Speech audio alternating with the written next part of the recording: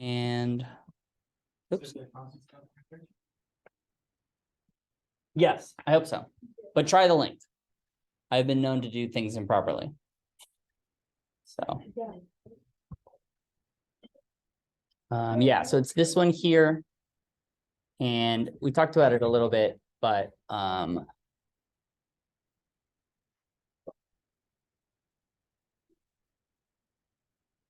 where's the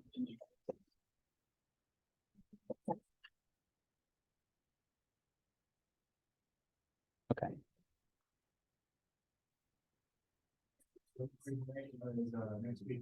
Yeah, so next Monday. Yeah, so what I was and I'll probably make this announcement a couple of times. I might even send an email, and there's probably gonna be, do you guys see the campus-wide emails? Have you ever sent a campus-wide email about the observatory? No. That's not very smart. So yeah, so they're so this one here is Monday 11/7, and it'll be really, really moony. So as long as we have good conditions, it'll be really easy to, we'll just pop the moon up on the projector. We'll talk about the tectonic features and everything else. What time did it start? I know, like, usually you don't list the time.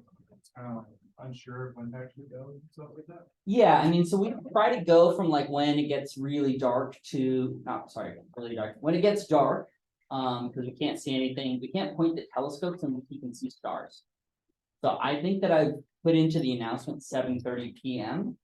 To be there. But if you got there at 8 or 8:30, we're usually there till like 9:30, whenever people stop asking questions.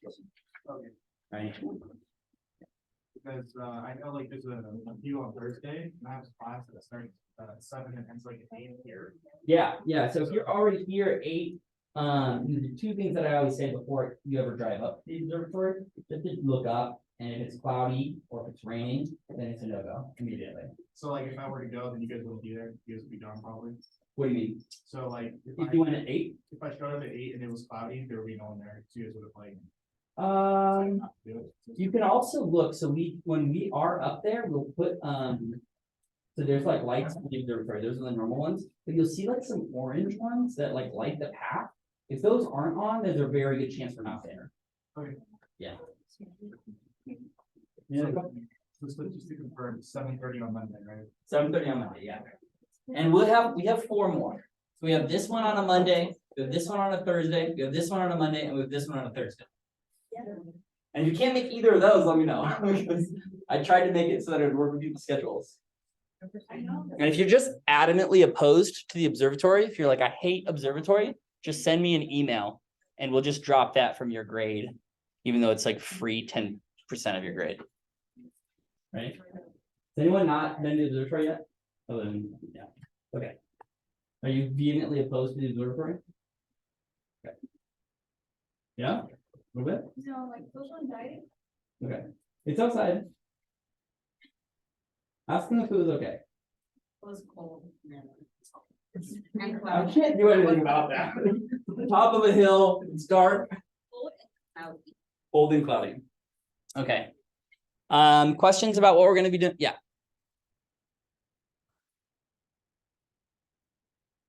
Yeah, so the next one is on Monday. 11/7 on Monday.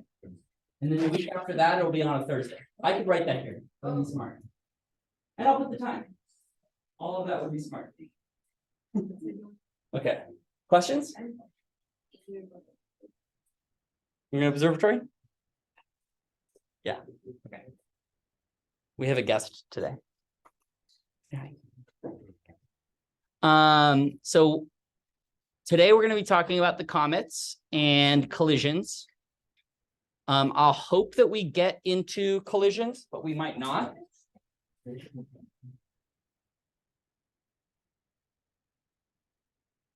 Yeah. That's right. Okay. What's this? What was that? Comet. Yeah, it's a comet. Real picture or fake? Real. Real. Does anyone know which one it is? You say fake. Real. Real. know which one. No. You know, what? Haley's a very good guess. So Haley's is one of the largest ones. This one I wouldn't expect you to guess, it's maybe not. It's a southern hemisphere one, and that's really how big it is. So I tried to, I mean, this isn't a great photo, so look at that one. So it's like, you don't want the resolution too good, then it's like, it's all stretched out.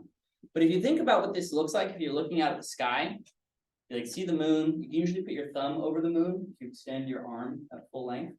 So this thing is like the size of your hand across the sky. You do that. Whoa. Cool, right? And these color variations, of course, happen because this is like near the horizon, is getting scattered out of our line of sight, no more blue light. And then up here, it's just like that picture we saw on Tuesday, scattered high up in the atmosphere. It's getting scattering the blue light into us. Okay. Okay. So to resolve what we were talking about on Tuesday, lots of folks came forward, clarified what was going on. 2 people who I think probably are not going to come forward did not.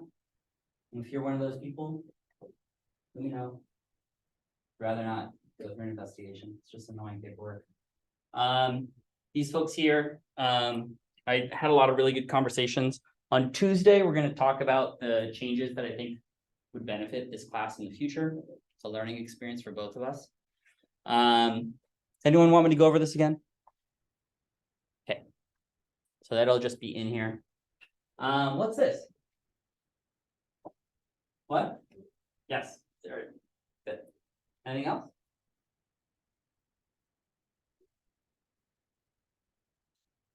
Mars, Where's Mars? up on, like that little. Oh, no. That's just a problem with the projector. Are you sure? Oh, it goes.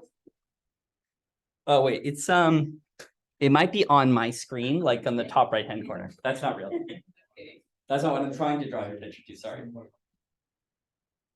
was that? What? From the moon, okay, so that's pretty good. So we're thinking about there's a moon-Earth interaction here. There's actually something else in this picture. Try to turn the lights down, maybe we need to do more. Could we see the asteroid belt here? No, it's just why it looks like. Okay, what about that? Sorry. Sorry. Now, do you see anything? Yeah. Where is it? Yeah, here, right? That is the moon. What? The moon's bright and big and beautiful, right? It's not. Wait, where'd it go? It's right here. That's the right color. The moon is actually really dark. This one's having a connection fit.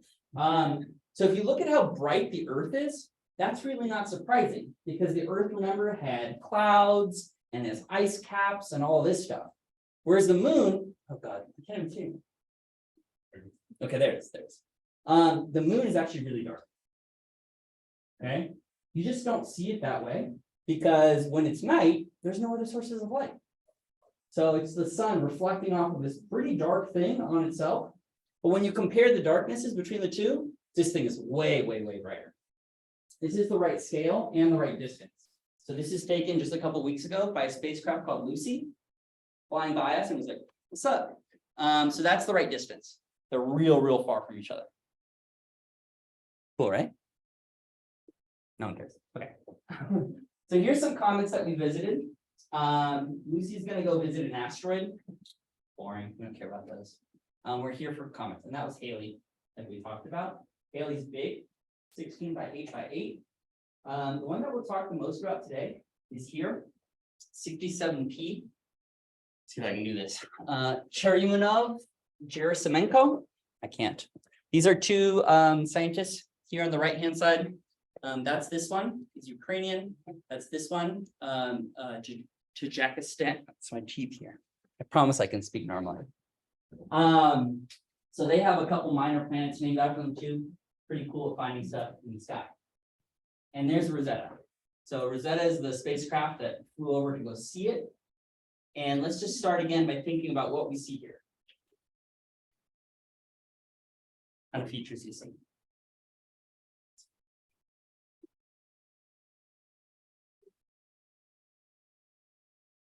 Anything?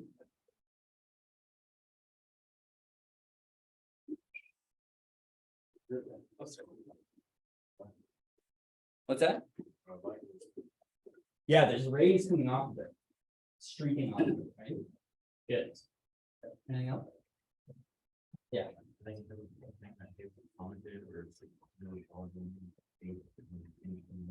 Yeah, it's got this weird shape. Right? That's weird. Anything else? What did we say about the weird shape? Something about the weird shape, it means it's small. Why does it mean it's small? Yeah, when things are too small, gravity can't make them into a sphere. So this is too small, 16 by 8 by 8, too small, doesn't become spherical. Anything else? Let's zoom in a little bit here. That's cool, right? Wow, got close. So what do you see here? Craters, good.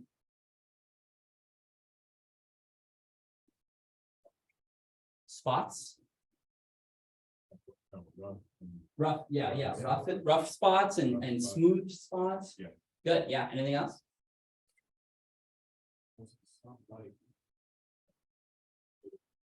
This? This? Oh, yes, okay, good. All right, so these lines here, same type of thing that these things are. Here. The stuff that looks like it's coming off of the comet really is coming off of the comet. Okay? We're gonna talk about that in a few seconds. What about the surface? Right? If you were to lick this, what would it feel like? Rough, soft, dry. I got a dry out there. Looks dry. Okay, anything else?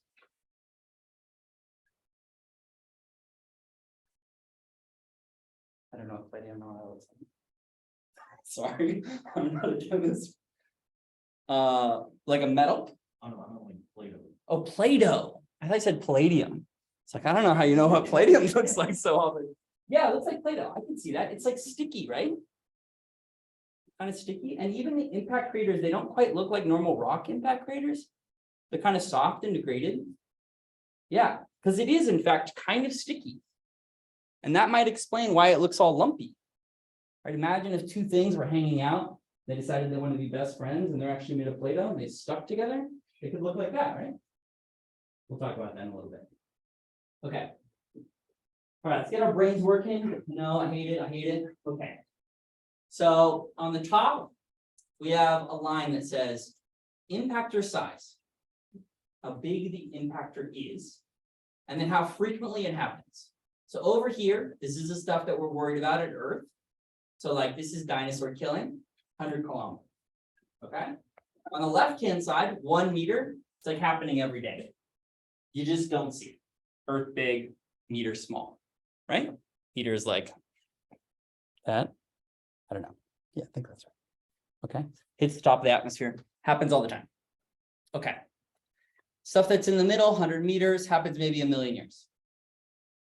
So I'm going to challenge you to have a look at this picture and then to have a look at this picture. And we're going to find out how old this comet is. Okay. Keeping in mind, there's not resurfacing going on here. There's no erosion. There's no tectonics. There's no volcanism. Just cratering. Thing gets hit. Okay. Okay.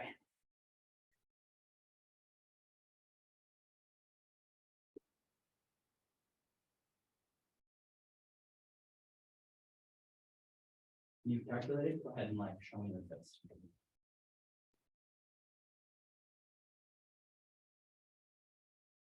Well, people already got the calculation.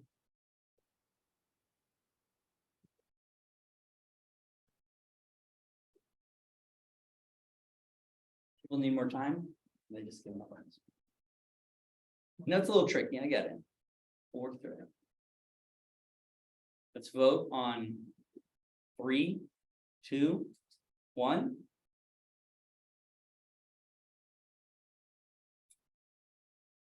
Okay, all right. Anyone want to walk through this answer with us?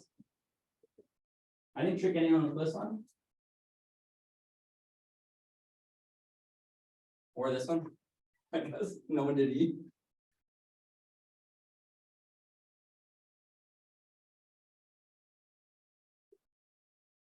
You rather work it out with your partner, turn to your neighbor, engage them in discourse. See if you can convince them of your answer. If you can determine if you're right. Let's do that for like a few seconds. Think about it, 30 seconds, a minute, maybe.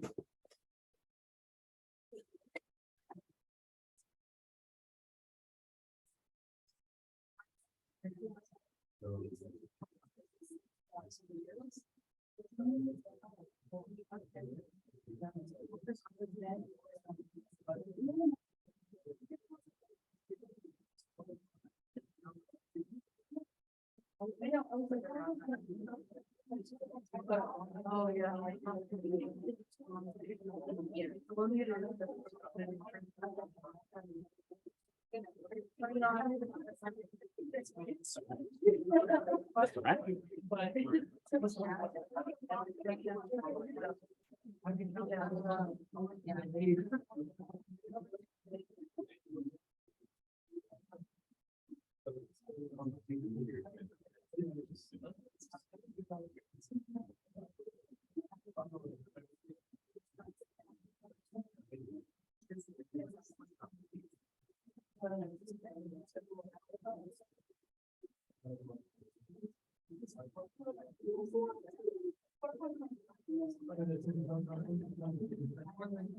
How are people feeling? Good. All right, let's do a revote. Show me your fist when you're ready to vote. Oh, there we go. Now everyone's ready to vote. Not on this side. This side? No, no. Okay. Let's vote on 3, 2, 1. Interesting. Okay, unanimous, almost. Not enough information. So what do we need to know to solve this? Is this solvable? A lot of people said it was solvable. What do we need to know?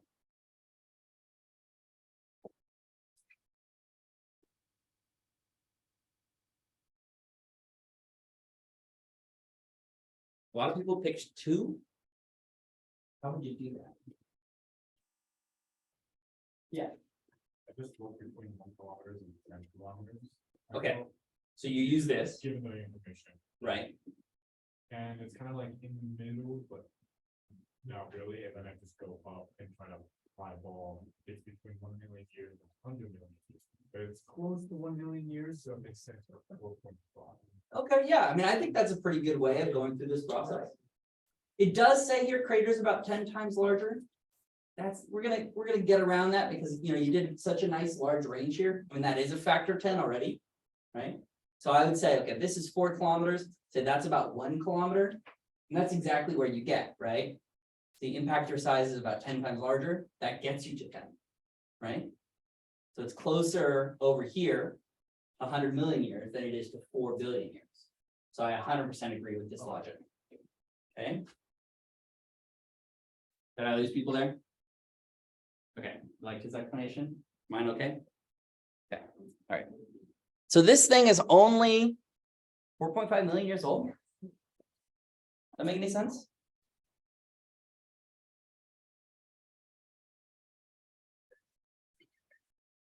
No, this is the right age. Yeah. This is the right age. Doesn't make sense. Further out, but it doesn't. It does make sense or doesn't make sense? It doesn't make sense. So y'all should be confused. We're supposed to be confused here. This is confusing. What the hell? This is a baby in a cosmic sense. Well, it's a cosmic, like 4.5 million years old. If I was that old, you'd be like, that's not a baby. But this thing is a baby, okay? And this actually led our friend Kuiper. You remember him from the Kuiper Belt? He was like, well, these things are too young. They must be from somewhere else. They came to visit us. And he proposed seeing 2 objects. He proposed there's probably a whole bunch of objects that we can't see. And they become these things later. We'll get to that in a few minutes. Let's talk about what happens when a comet enters the inner solar system. Okay, we looked at pictures like this, right? Beautiful. You can go skiing there. We saw. And this is the relative size. We showed you that one. So there's LA. Bad day for everyone in LA. Maybe relieve traffic for a little while. Okay. So you were pointing out, someone was pointing out, the fact that there are lines emanating from it. And it turns out there's a spacecraft we sent called Rosetta. It's like Rosetta Stone. They would take pictures, and these are the pictures that you see called vertis, normal images, and then like where there is ice. And also here, where it is hot. So here's where it's hot, and here's where there's ice coming off of the surface. This kind of makes sense, right? Does anyone here smoke or vape? No one wants to admit that. Okay, so what does it mean when you hit the vape? What is that? You're inhaling what? I never said because. Okay, so it's a gas, right? So you're going from a liquid stage into a vapor stage. Okay, that, right, is called vaporization. That's why it's called a vape. What if you smoke cigarettes? I know none of you have ever smoked cigarettes, right? Very bad. Or anything else that burns from, say, a solid directly to a. What's that? To a vapor. So when something skips the liquid stage, that's called sublimation. And that's what ice is doing here. Ice starts hard, the way we think of it, like in an ice cube. And because there's no atmosphere, because there's no pressure, it goes right past the liquid stage and it sublimates. Okay. Maybe not an appropriate example, but I thought it was fun. Okay, so this is what's happening here. This surface, those lines coming off of it, is ice that's getting hot and then immediately being released from the surface. Okay, and that's sort of this cartoon picture. So imagine this thing is pointing towards the sun, you're all the sun, and it's like tumbling. And every time that it's pointed towards the sun, the surface heats up, ice gets turned into basically water vapor, released from the surface, and it drags stuff off with it. Okay, so that's a local day, the top gets heated, stuff comes off, then at night it cools down, nothing's heating up anymore, and then the next day it starts again. Cool. That's simple? Super simple. No, not simple. Okay. Look at that.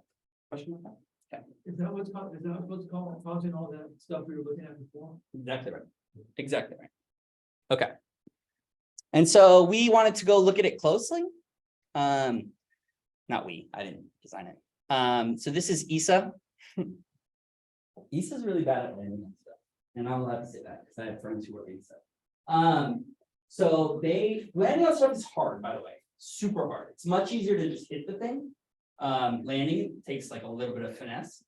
So we get into orbit around this and they want to drop a little lander.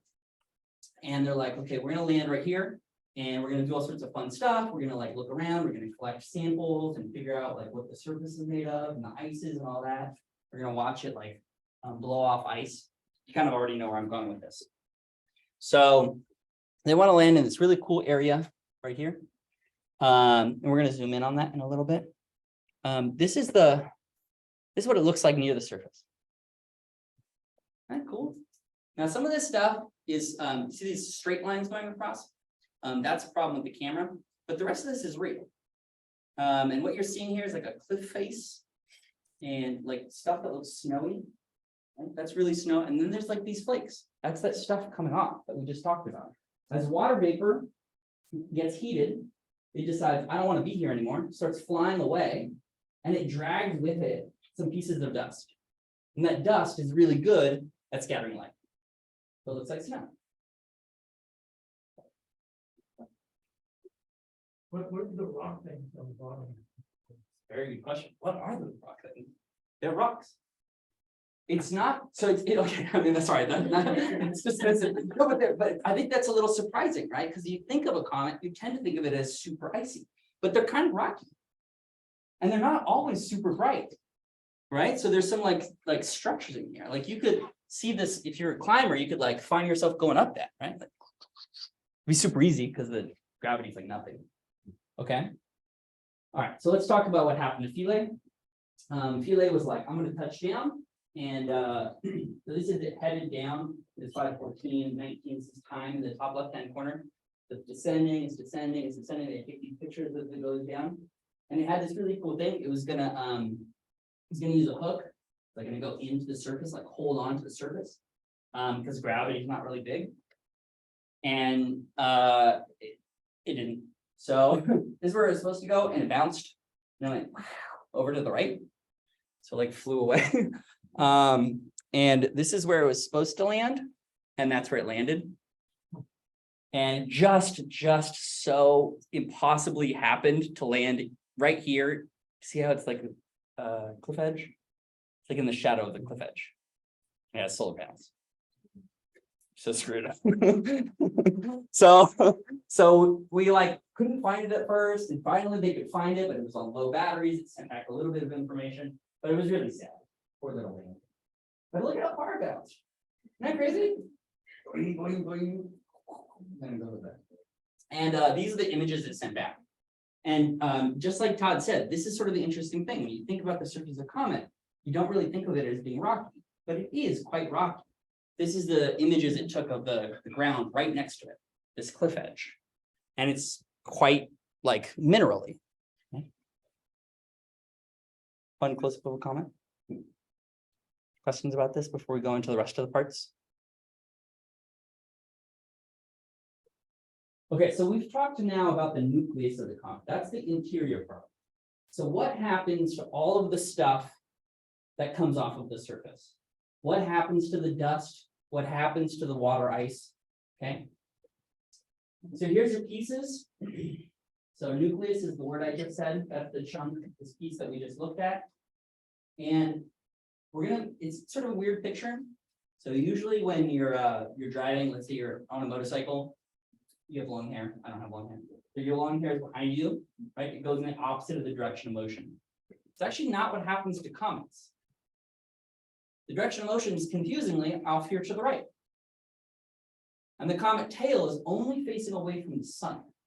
So it'd be like if you're driving on your motorcycle and you're the sun and my hair is like off to the side like that. Okay, we'll talk about why that is in a few seconds. So here's the different pieces. We talked about there's a little atmosphere. That's the stuff that you saw coming off those lines, making the atmosphere, mostly gas. There's those two tails. There's a dust tail. This is the material that was hanging out with the water when it was coming off the surface. There's other ices there, but I'm going to pretend like they're all water right now. And then there's plasma. The plasma is electrons and protons and ions. As soon as they get,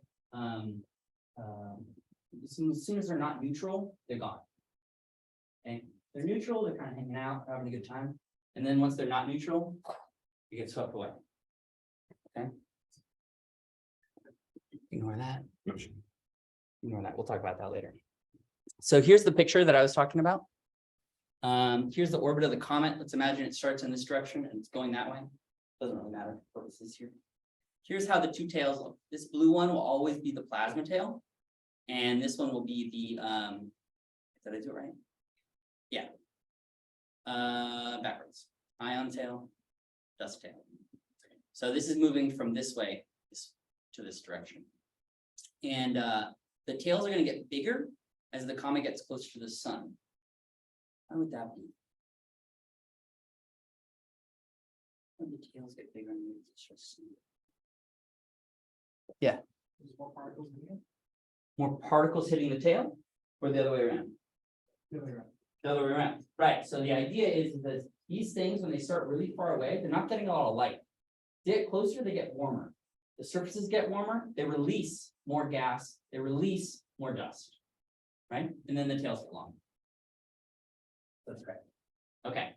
And when they're out here, are they going fast or slow?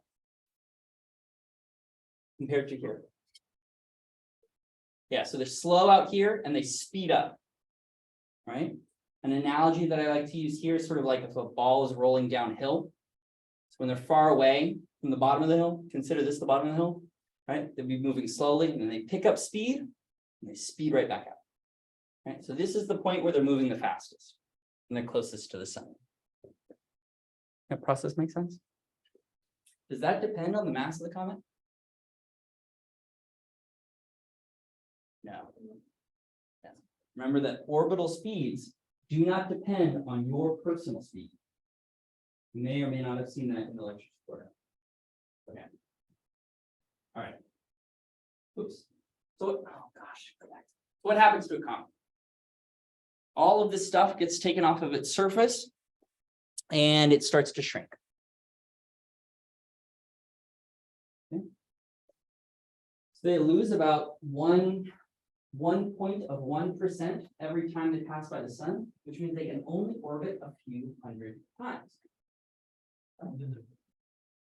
Then they're done. Two things can happen to them. One, they just become boring. So they run out of ice on their surface and they're just rock. And so they look dark and dumb. Asteroids. Ooh. Or they can do fun things.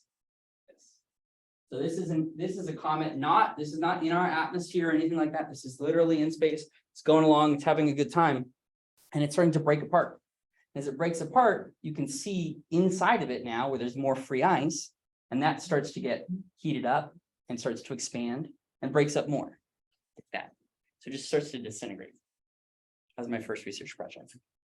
Okay, or it can hit objects. Mostly likes to hit Jupiter. You look at that, you say that just looks like Jupiter. That's okay. Great red spot, massive. These dots here are the location of a comet that hit called I should have written it down. Sorry, I'm really bad at names. Horrible at names. That's a real comet that hit. Okay. Or you have these fun ones. These ones are the ones that are just like, I'm down to end my life. They're called sun grazers, which is really crazy. So you're really looking at this, that's not the real surface of the sun, but that's the scale of the sun size. And then they have to like block it out. So they literally have a camera or telescope staring at the sun. And they watch these comets go so close, right? Here, they usually burn up, but sometimes they're not. They're like massive ones, make a few trips past the sun. Okay. Okay, so let me ask you a different question. Where do comets come from?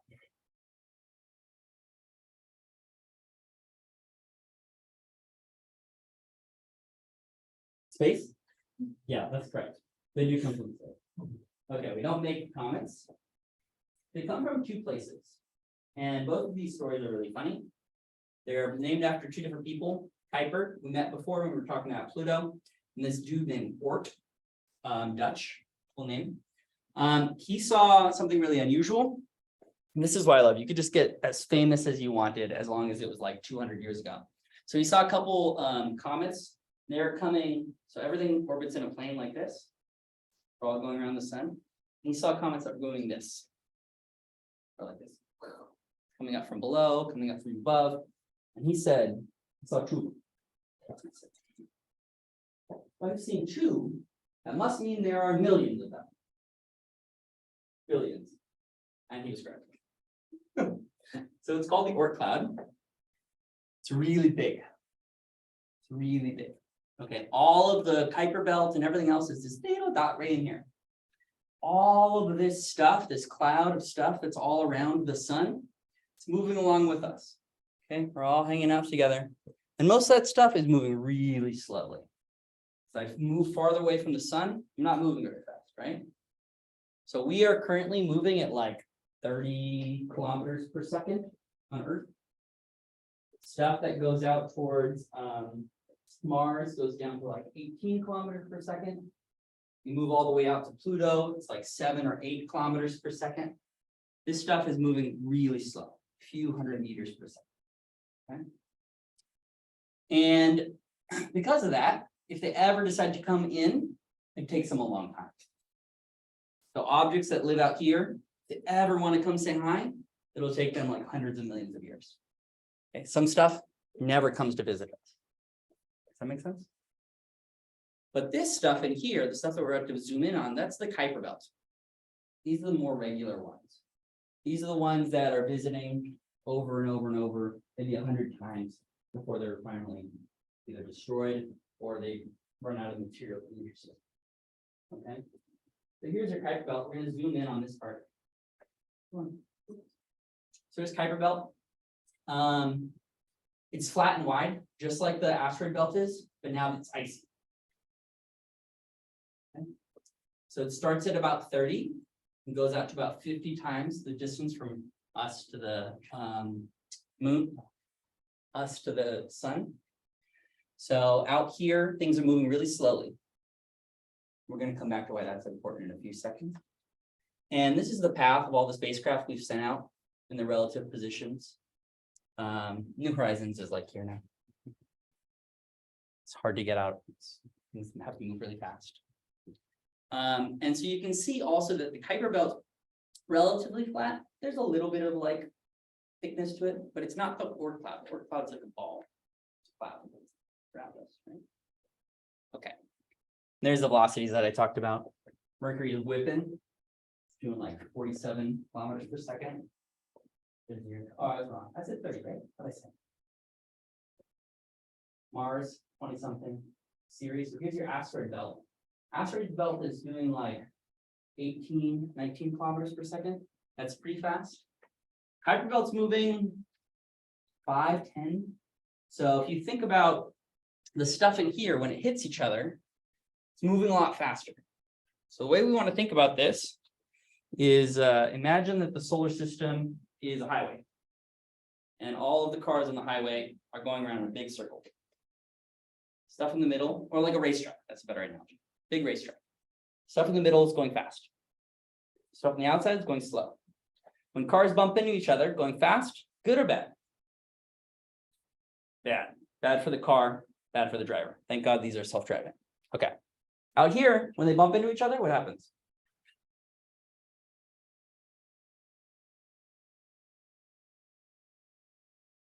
Is it as bad? No intuitive sense for that, right? If you're going fast, right? It seems like they would crash and you get really small stuff. Out here, when you bump into stuff, you actually end up with these double lobe shapes. Right? This is where we get that idea of like this stuff stuck together. They bump into each other, go, well, it's hanging out forever. Right? Because it's two things. So this is this object here, mu-69. Now we're going to zoom in on it as we see it. Two things that were happening out on the edge of the Kuiper belt. One, it was icy. We talked about how it looked like Play-Doh, right? It's like kind of sticky material, and it's slowly moving. You get this stuff close to each other, it's like perfect. Whereas when rocks hit each other, they fracture and break. Right? Okay, so we're going to look at mu-69. It's renamed Arikoff. On the left-hand side, we're going to zoom in as we get closer. And so it flew by the same speed that it flew by Pluto, slightly less. We got better and better pictures. We can see one object looks like two objects stuck together, right? We get this beautiful picture here. Okay. Pretty cool. We get this picture here. Isn't that amazing? What's this actually a picture of? So, okay. So that other one was not real, but this one is real. Okay, I was gonna make you do tectonics on a potato. So what do you see here?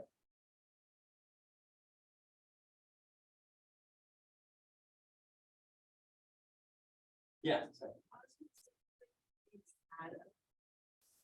They join together, that circle on the bigger piece, and then like the other pieces, like there's been more things that have just like clumped with each other. Yeah, it looks super clumpy, and like maybe that was something that like finally squished in. I only see like a couple real like sharp craters. Right? Most of it is like clumpy and weird and reflective. Okay, so this sort of speaks to the fact that the types of collisions happening here, they're slow. Not breaking this thing apart, just adding and sticking together. It's still pretty funny, right? Yeah. Did anyone see that coming from when I said it on Tuesday? Oh, the joke. Yeah, the joke. I planned this from Tuesday. I was like, I can put this slide in. So I just rearranged the entire slides. Okay. Okay, so let's grab the, who's not finished lecture for it? Okay, because I think you, is everyone? You do have it?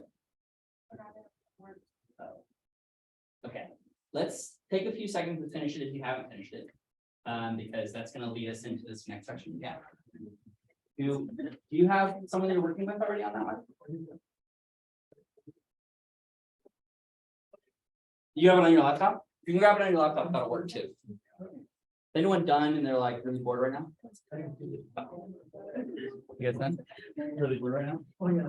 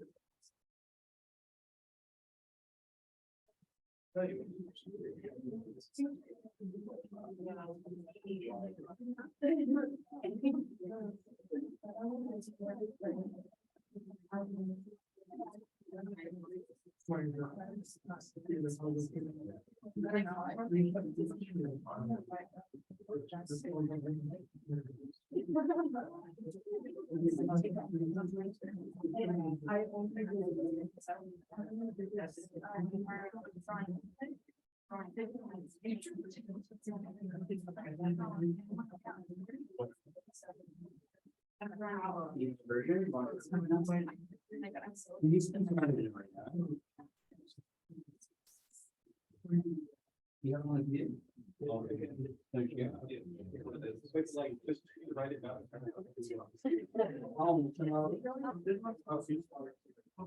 Well, have you finished it? Oh, I thought you guys had two words. But you work.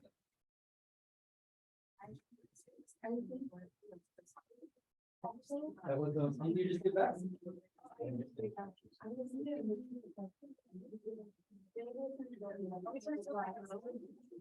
So this is the Kepler's third law one. You're done, you're done, Drew? Yeah.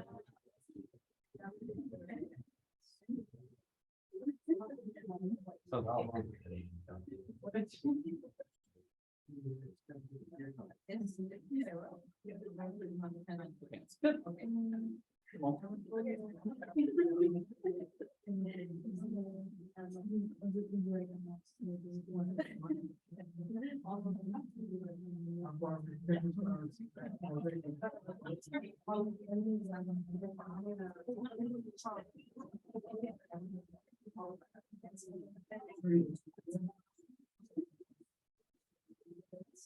Period one.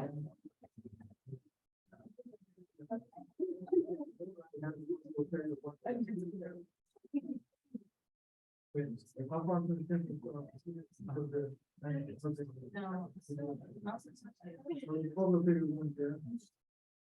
How far? You might just-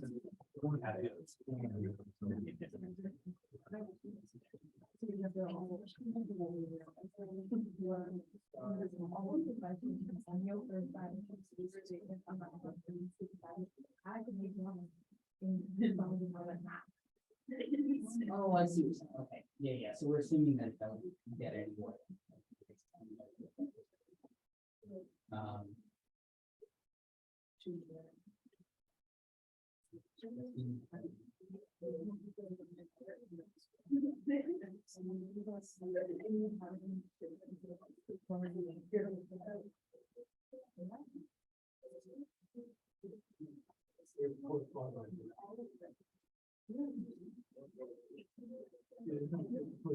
Yeah.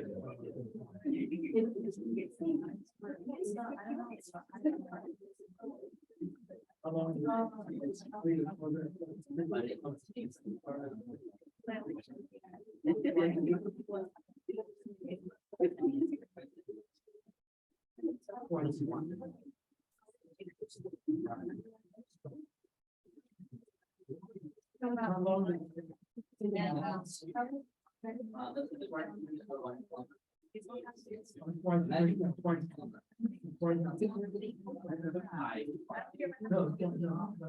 And then this one said, what was the rate? How long did it take? If they're all. Maybe one or did it was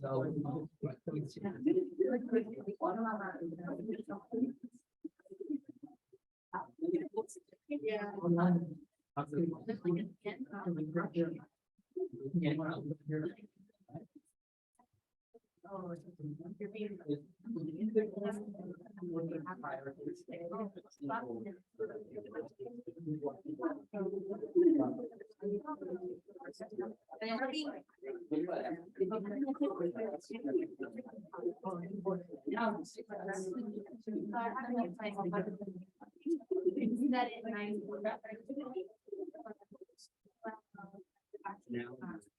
Divide by three, divide by four, divide by five. I give you some number. Or if you just groups. Then you get. Yeah.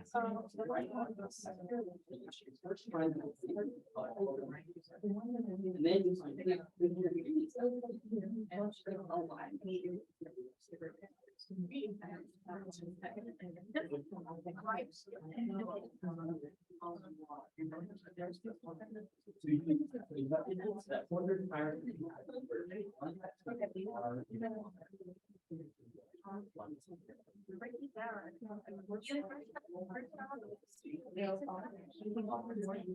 I know.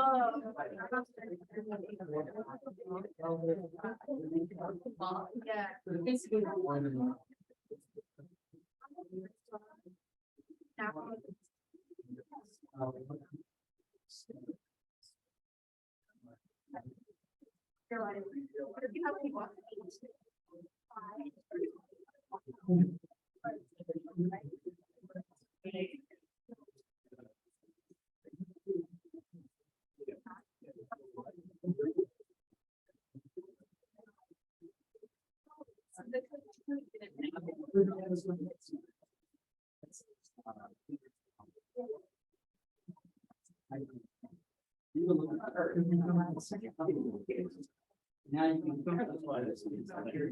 you can. That's. One is the one.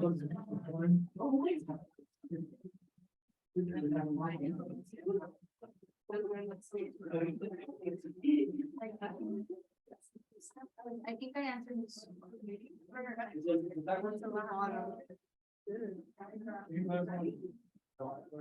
Yeah, so if you want to.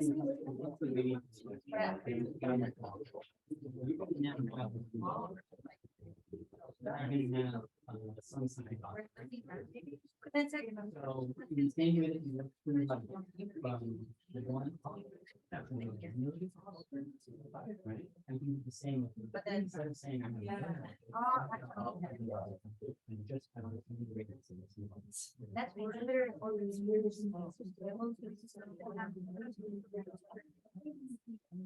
Well, no, so you remove that. through that one. It's not too important. And, and it's like it's, time for- That's like, right, you- that's like, right. it's- It would, it would. And-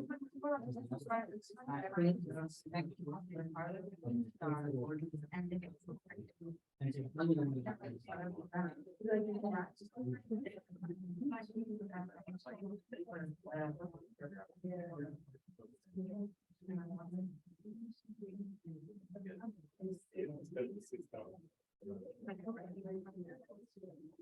no, you have to. By a month.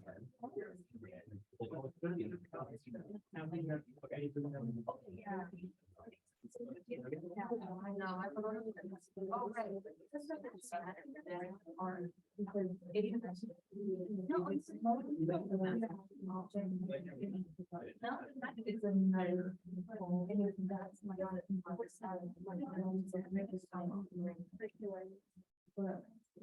Oh, well. Okay, folks, how are we doing? Stand towards the end.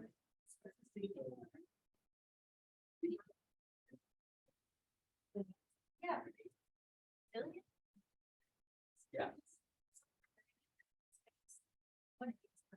Yeah. You said. Depends on the process. Talking about like a good logic process.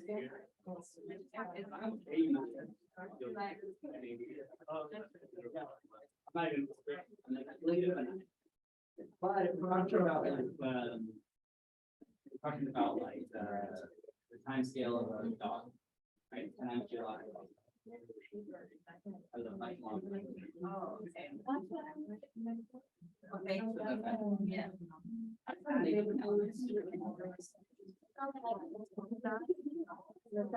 Yeah, that's your question. Yeah. Fun.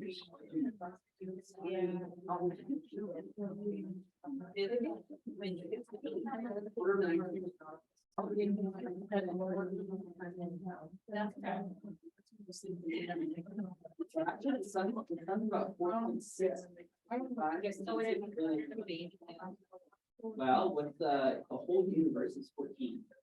And this thing is 4.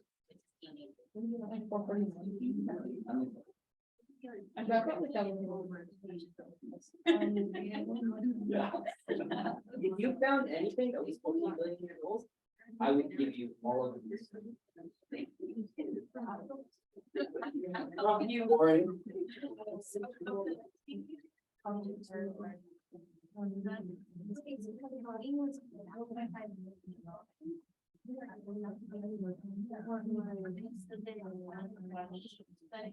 You know what? I don't want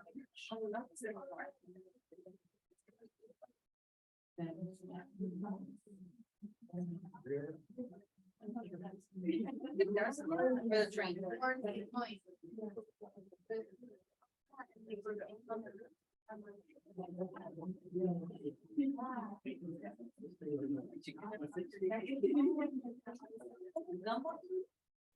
No, you know what?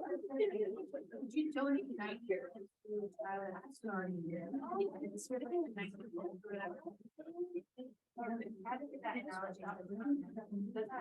So it's start.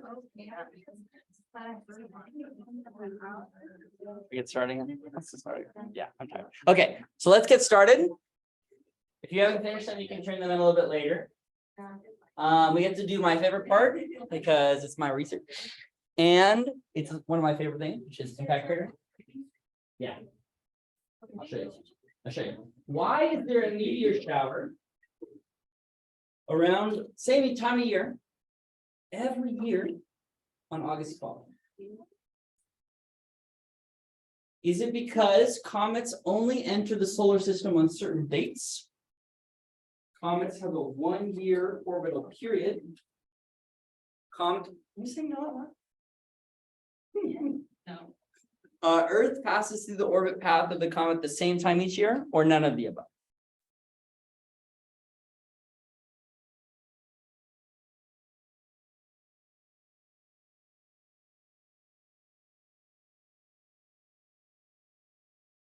And in case you're wondering, this is currently the TARS. Wait, is that right? Yeah, November 3rd. That's today. That's the. Okay.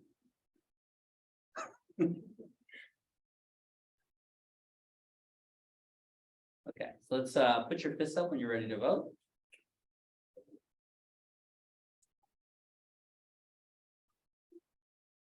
Let's vote on 3, 2, 1.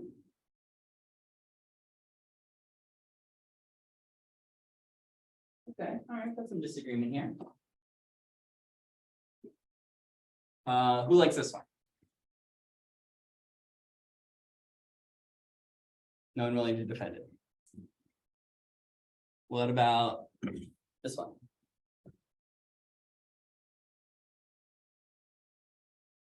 What about this one? Yeah. Yeah. That's right. Well, that's why I went to go around, so we won't be able to see it. So, we'll just let you see it once and Okay, interesting, interesting. Yeah, so you're saying like Earth passes through the orbit once a year, because that's an orbit, right? But we don't always see the comet, right? And so this is seeing a meteor shower every year. So we linked together something called a meteor shower and a comet. People already know there was a link there. What is a meteor shower? Good stuff going on the phone. Stuff coming off the comet. And then what does it do? First, it's just stuff coming off the comet. That's not yet a meteor shower. Yeah. it hits us. It gets hot. It's moving 20, 30 kilometers per second. As it hits air, the surface of, say, a piece of sand or a rock at 30 kilometers per second is going to melt. It's going to catch fire. And so it's really bright and beautiful. Okay? That's what I study on Mars. Okay. So this material, oh god, that's a chair.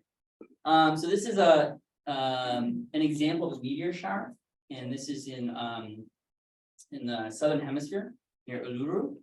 What you see are these streaks as they come in, and they appear to be coming from a constellation. Right? They look like they're coming out of one part of the sky. That's because they're literally coming from a direction in the sky, and then they hit the top of the atmosphere and they burn up. And they have really beautiful colors. Sometimes they're like green, sometimes they're red. And that's just like the minerals inside catching fire.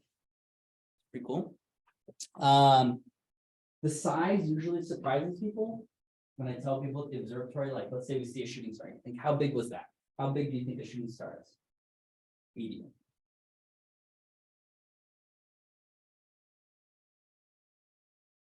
Your hands. That big? Really small? Big? Big as your head? Okay. Average size is like a piece of sand.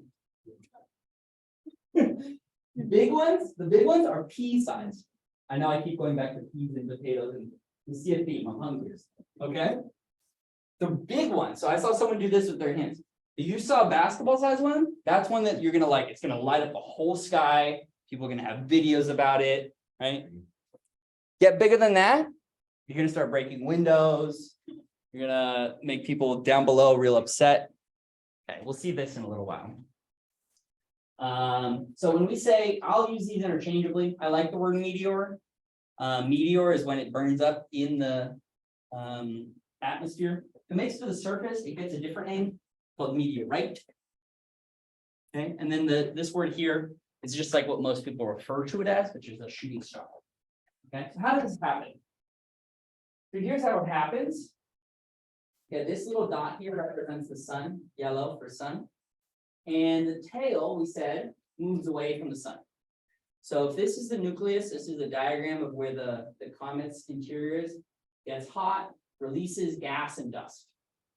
Gas and dust right away says, I'm out of here. Why does it do that? There's a weird word here called radiation pressure. Okay. If I throw, let's say, a medicine ball at you, or like a basketball, and you're like caught off guard, what happens? Yeah, okay, very good demonstration, right? You fall backwards. Okay, and that's because like the mass of a medicine ball, the size of a medicine ball, comparable to you, right? If I throw, say, a penny at you, are you going to make that same reaction? No. So if you imagine that the biggest piece of dust that we just talked about, right? Biggest piece of dust has like 1 billion atoms in it.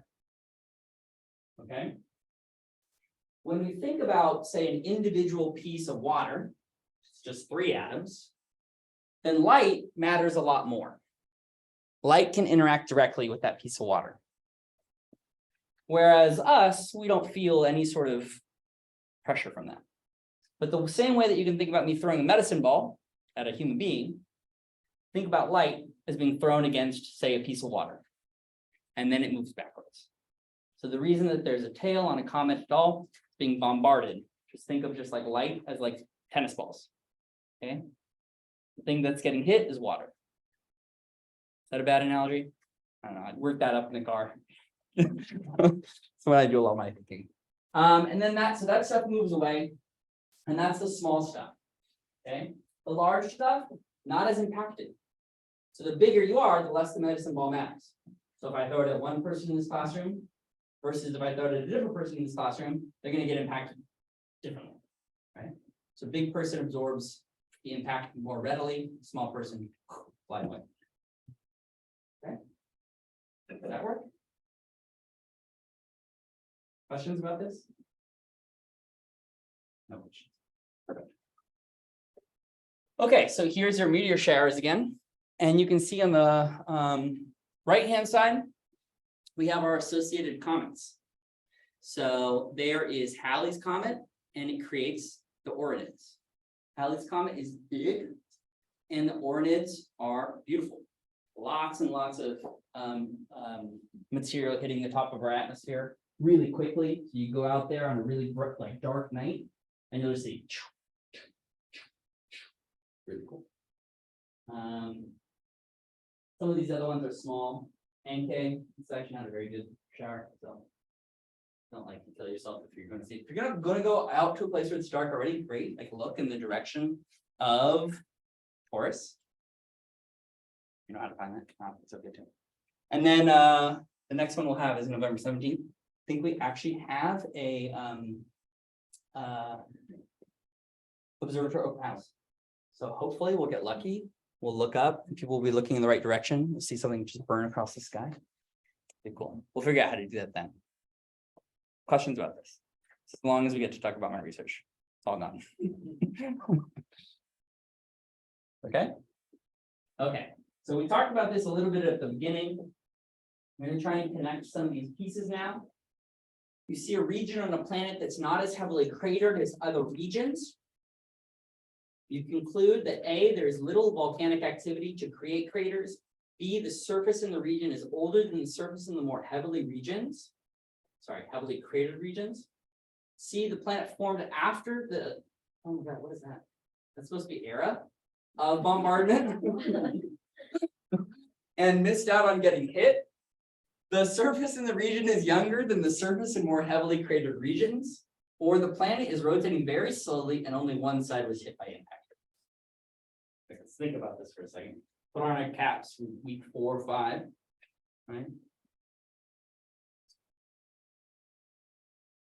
You know when you're ready to vote, your fist.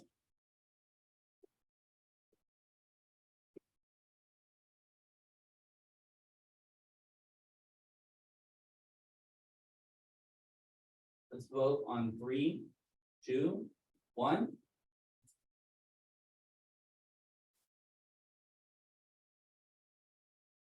Okay, lots of 4s. People agree with 4s, or they think 3 was better? Lots of folks said 3. Or maybe I just missed the first. No one for 3? No one for 1? No. Why is that? Doesn't make sense because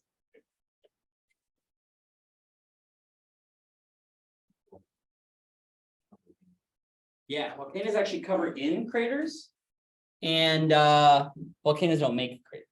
There is a little hole in the top. That's not what their primary function is. Okay. And then these two were opposite of one another. And then this one, I had a mistake in it, so it was a little obvious maybe. But it's this one here. The surface in the region is younger when you have less craters. Okay, so we keep saying this. Let's see if we can prove any of it. Okay, we talked about impactors delivering a lot of energy. So stuff hitting the earth is moving about 70,000 miles an hour. Anyone drive that fast to get here? No, definitely not, because your car would explode on fire. You would go a fraction of that speed, you start to burn up. Okay. Produces a ton of energy. The first time that people started to believe that craters could even be made by stuff hitting, say, the moon, they had to wait for the atomic bomb to be created. That was the first time that anyone saw a crater that was man-made. Before that, they were just like, I don't know, something. We don't know what it is. And then they blew it up on Earth and they're like, oh, that looks like that. Oh, that's weird. So it's an enormous amount of energy that goes into making these perfectly spherical holes. Okay. Impact cratering we've used to sort of date a lot of the solar system. I've made these claims about like, well, the surface will look young, it's been resurfaced. But in fact, we can do this in an absolute sense. So we can tell how old things are relative to one another. And the way that we do that is by saying stuff mostly formed at the same time. And then we can look at the distribution of craters on their surface. So this is the moon. And on the moon, you can tell a couple things. We've talked about this briefly. There's like a big one. There's lots of little ones. The big one has like a little peak in the middle. It's all melty. Back up. Okay. And I showed you this one. right? In the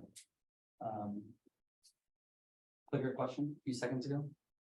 So over here is like a really bad day. And then over here, these are these like explosions, small craters maybe, happen maybe once a year. We saw one that happened on Mars recently. Showed you like before and after of an impact on Mars. Okay. These ones here, you're still gonna have a really, really, really bad day. But thankfully they don't happen very frequently. Okay. And I also told you that the asteroid population looked kind of similar.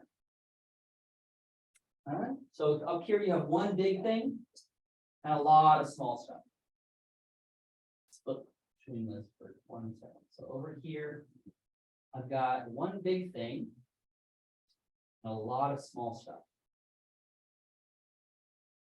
Did that cognitive jump make sense? So let's say you have a bunch of stuff. Okay, one thing hits us in Earth's history versus lots of things hitting us constantly. One big thing, two hit us, lots of little things. Their shapes are actually the same for a reason. Okay, I flip them around. Okay, they fall right on this nice little line. The stuff that's hitting us is the asteroids. Yeah, okay. It's a little bit of comets, a little bit of asteroids. The stuff that killed the dinosaurs, probably a comet, we'll get to that later. The stuff that's hitting all of these bodies is probably asteroidal stuff.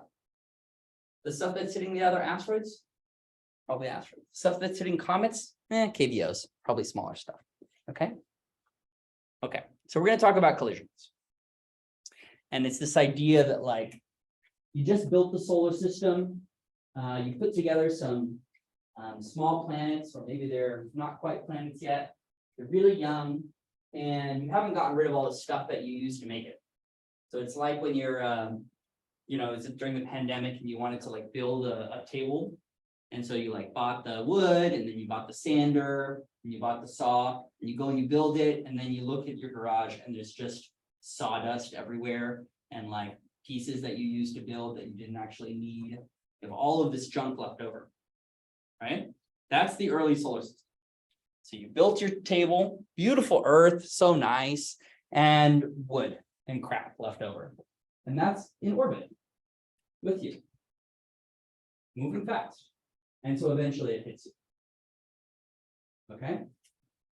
So right at the very beginning, there's this huge time called heavy bombardment. Stuff hit all of us, everything in the solar system. And this is probably why we can breathe and drink water. Okay. Comets and icy asteroids probably delivered the water that we drink today. So it's kind of fun when you like drink in, you're like, wow, I'm drinking a comet. Shit. Right? They don't say that on the bottle. If I had a water bottle company, I'd be like, this is comet water. Because it's true. Can't prove it otherwise. Water doesn't come from volcanoes. Water doesn't come from the inside of the planet. It's primarily from stuff that hit us while we were already had sort of a nice warm surface. Okay. What happened here? Can we explain this? This is weird. So we've seen this picture before. I told you that we'd come back to it, and I promise we're going to come back to it now. Big object, like it has a mantle, it's differentiated, it's got a core, so this is the hottest part, and this exterior is where we live. That's just Europe. I don't know what happened there. And then Mercury's kind of weird. It's got this massive core and not a lot of mantle. And the moon has very little core. And it's mostly mantle. And would you be surprised if I told you there might be the same explanation for both?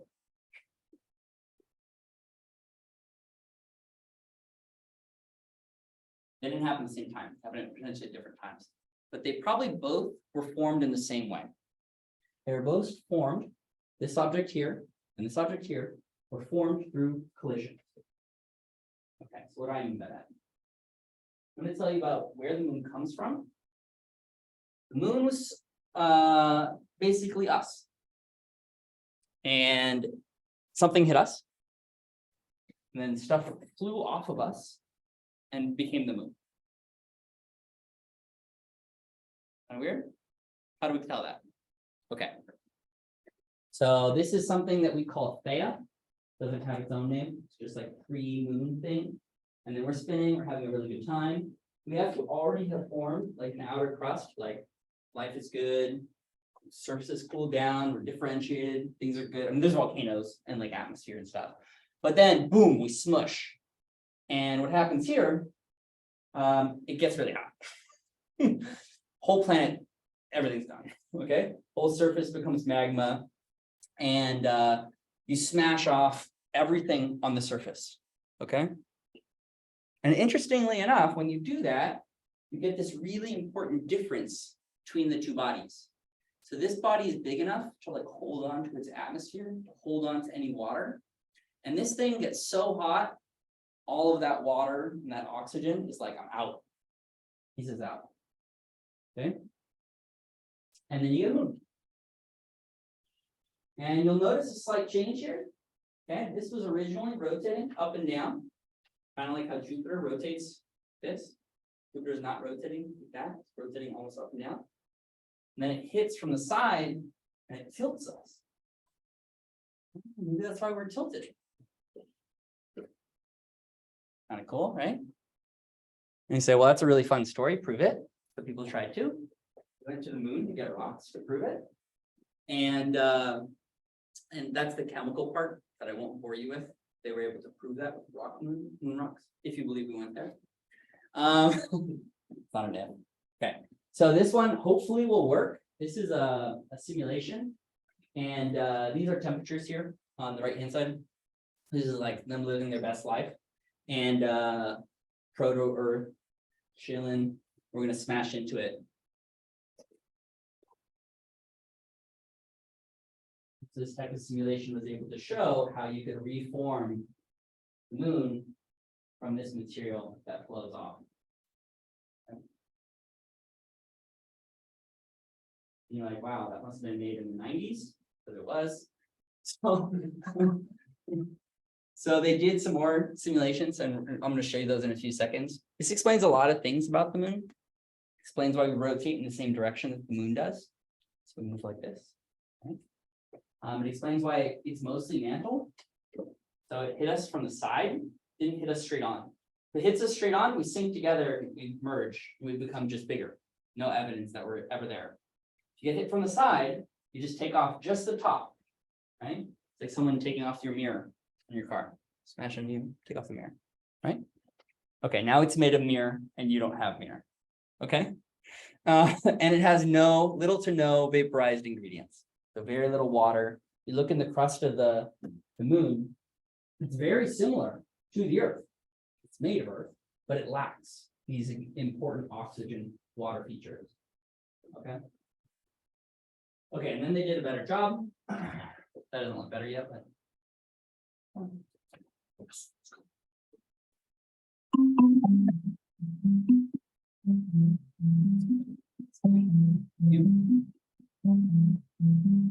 And but basically the takeaway here, so this is a type of simulation is considered to do that. Look at how quickly it forms together. And the main takeaway from this is that the time scale for probably on the order of hours. Pretty wild. Smash into us, yes, everything gets ruined. And then a few hours later.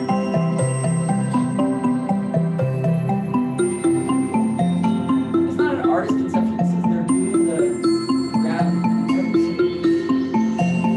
turning it from solid to a fluid and watching it. Oh. I should stop it. And then give it another hit here. Tunnel it, smack back into us. Nothing.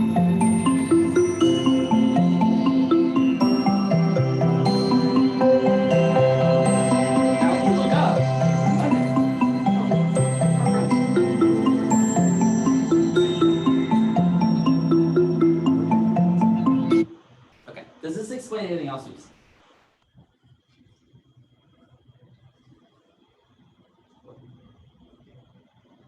Get creative. Think about anything you want in the solar system. Let's just use this in a place that we found something weird.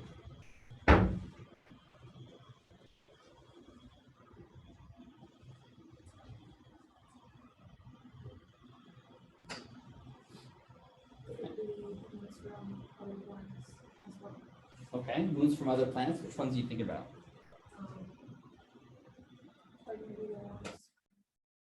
Ones on Mars are really small. Those are probably leftover planetesimals. Yeah. Pluto on its own moon. Yeah, we did say that it has a really big moon, probably actually formed from a collision. All this stuff out there smacked into it. And now they have a really weird orbit, right? Pluto sits like this, and its moon goes around it like this. Like what? It's very weird. Anything else?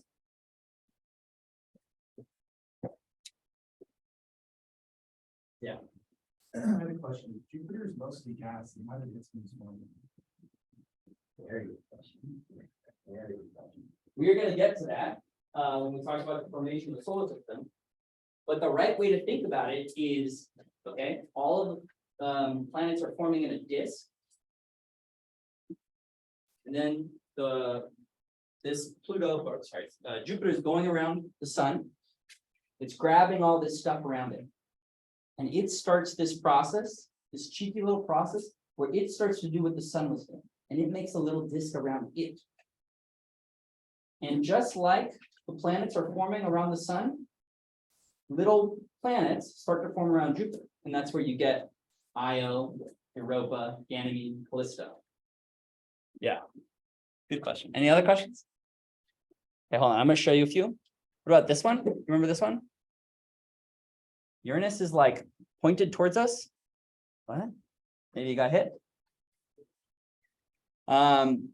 Venus spins backwards. What? Why? That's weird.